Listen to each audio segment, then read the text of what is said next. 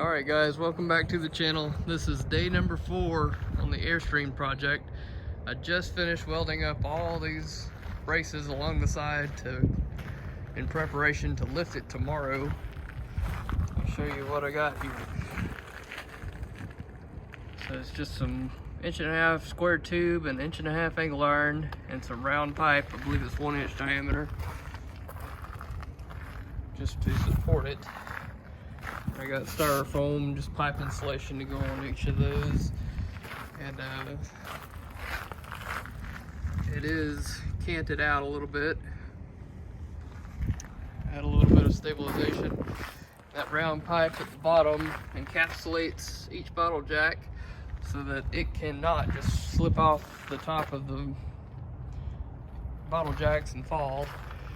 I also plan to tether it to these stakes.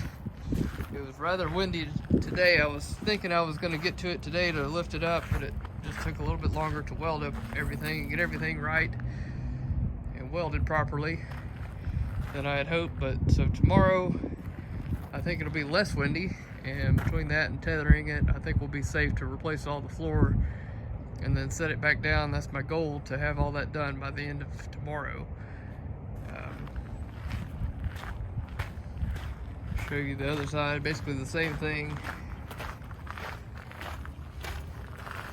This is the one bottle jack that I had. I bought the rest of them specifically for this project. Those were on Amazon for about 25 bucks, and then I have 3 of these. These came from Walmart.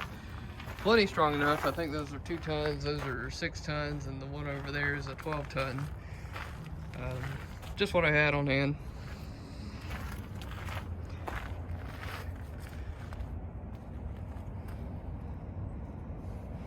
Yep, so you can see on the outside here, this is the channel I was talking about in the previous video. It wraps around the subfloor. Hopefully you can see it there. So this would be a lot simpler if it had just set on top of it versus wrapping around the whole edge. I had to drill out all the rivets to separate the shell from that piece of track that clips over the edge of the subfloor, so that's why I'm having to jack it up and get all that stuff done. This is probably the worst part of this project. Once we get this done, it gets a lot more fun. Get to start building stuff and add all the pretty things on the inside. I also added some cross bracing here on the inside.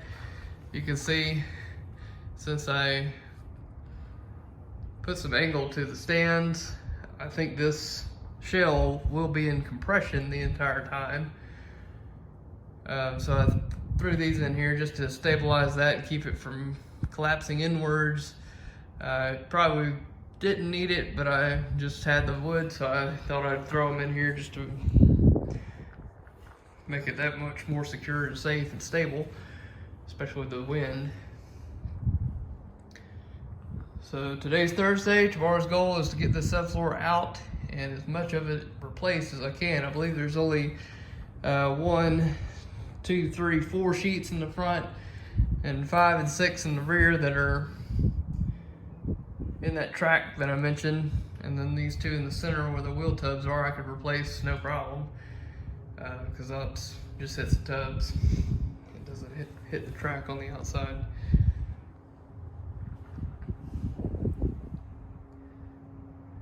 Just making progress. It's just a lot of safety, just making sure everything is stable so I don't get hurt for one, and also don't damage the shell.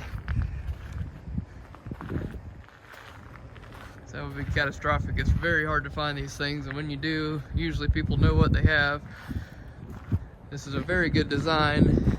It's made it all the way from 1971 with pretty much no leaks other than the vents on the top, the skylights, all that stuff just needs to be replaced. But yeah, they don't make them like this anymore. The new fiberglass campers are just not nearly as robust and durable, especially with sun damage and all that stuff, the fiberglass will just not hold up as well.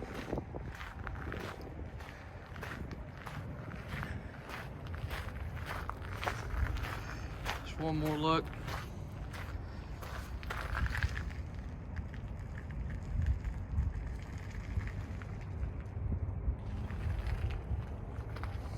Just welding all this stuff with a flexible welder.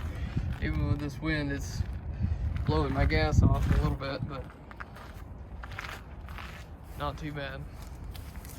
All right, that's pretty much all I have for you today. I'll update y'all again tomorrow.